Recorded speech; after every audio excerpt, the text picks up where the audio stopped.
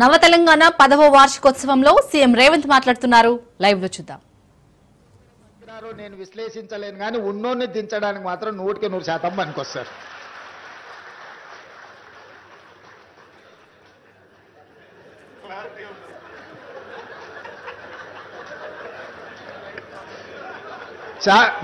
వేదిక మీద ఉన్న నాయకులకు నేను చెప్పిన విశ్లేషణ నచ్చకపోవచ్చు, కానీ నా భావాన్ని కూడా ఇక్కడైనా చెప్పకపోతే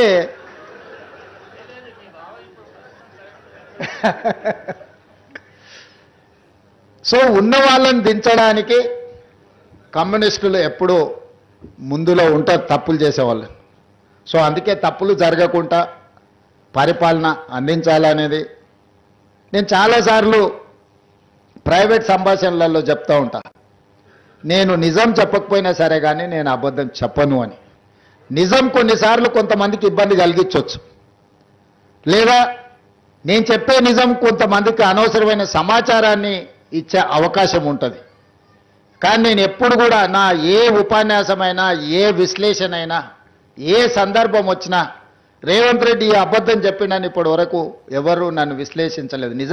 నిజం అనేది ఒక భాగం. నేను రాజకీయాలకు వచ్చినప్పుడు నేను స్పష్టంగా నిర్ణయించుకున్నా, అబద్ధాల ప్రాతిపదిక మీదన, అబద్ధాల పునాదుల మీద మన రాజకీయ భవిష్యత్తును నిర్మించుకుంటే అది ఏదో ఒక రోజు కూలుతుంది. అబద్ధాలు అనేటివి ఎల్లకాలం నడవవు. దిగిపోయిన నాయకుడు మాత్రం చెప్పేవన్నీ అబద్ధాలే, నిజాలుగా భ్రమలు కల్పించేంత గొప్పగా అబద్ధాలని చెప్పగలిగిన నాయకుడు. అందుకే కమ్యూనిస్టులను కూడా మొత్తం నాదే బాధ్యత పత్రిక నడిపించేది, అసలు మీరు ఏం చేయాల్సిన పర్లేదు, మొత్తం నేను చూసుకుంటా అని చెప్పాడు. అట్లా చెప్పిండంటేనే అనుమానించాలి.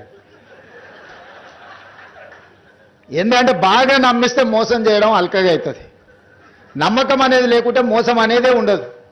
నువ్వు ఎప్పుడైతే నమ్ముతావో నమ్మకాన్ని నీడలాగానే మోసము దాని ఎంబడే ఉంటుంది. ఆ నమ్మకం కలిగించడానికి ఎక్కువ ఎవరైనా ప్రయత్నం చేస్తే 1-2 సార్లు మనము కొంచెం జాగ్రత్తగా చూడాలి. నిజాయితీగా మాట్లాడేదానికి, నమ్మే బలికేటట్టు మాట్లాడేదానికి సన్నని తెర మాత్రం ఉంటుంది, థిన్ లైన్. దాన్ని కొంచెం జాగ్రత్తగా గమనిస్తే మనకు అర్థమవుద్ది. నేను పార్లమెంట్ ఆఫీస్ ఓపెన్ చేసుకున్నప్పుడు మల్లు స్వరాజ్యం గారిని తీసుకెళ్ళి, వారిని చీఫ్ గెస్ట్గా తీసుకెళ్ళి, నేను పార్లమెంట్ ఆఫీస్ మల్కాజ్గిరి ఎంపీగా గెలిచినాడు, పార్లమెంట్ ఆఫీస్ ఓపెనింగ్ చేయించుకున్నాను. మా పార్టీ నాయకులు చాలామంది పెద్దలు ఉన్నా మల్లు స్వరాజ్యం గారిని, వారికి ఆరోగ్యం బాగాలేకపోయినా, రాలేను అన్నంత పరిస్థితి ఉన్నా వాళ్ళ కుటుంబ సభ్యులను మాట్లాడలేదు, వాళ్ళ కమిట్మెంట్ అనేది చాలా ముఖ్యం అని నా పార్లమెంట్ ఆఫీసును మల్లు స్వరాజ్యం గారు, నేను కాంగ్రెస్ పార్టీ వర్కింగ్ ప్రెసిడెంట్ ఉండి దేశంలోనే అతిపెద్ద పార్లమెంట్ నియోజకవర్గమైన మల్కాజ్గిరికి ఎంపీగా ఉండి నా పార్లమెంట్ కార్యాలయానికి ముఖ్య అతిథిగా మల్లు స్వరాజ్యం గారిని పిలిచి వారి చేత ప్రారంభింపజేసుకున్నానంటే నా కమ్యూనిస్టుల పట్ల అపారమైన గౌరవం ఉంది.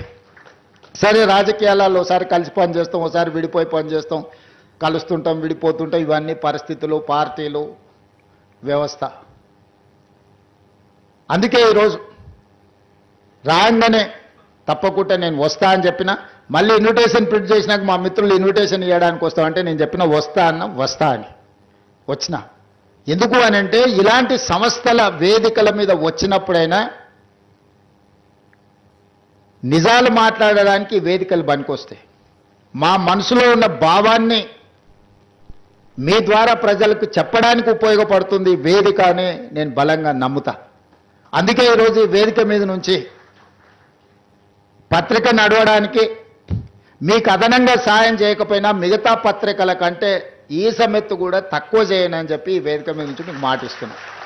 మా మంత్రి గారికి కూడా నేను సూచన చేస్తున్నా, మిగతా జనరంజకమైన కమర్షియల్ పత్రికలకు, సినిమాల గురించి, గాసిప్స్ గురించి, మసాలా వార్తలు రాసే పత్రికలకు ఎన్ని అడ్వర్టైజ్మెంట్స్ ఇస్తున్నామో ఈక్వల్గా నవ తెలంగాణకు కూడా సమానమైన అవకాశాలు కల్పించాలి.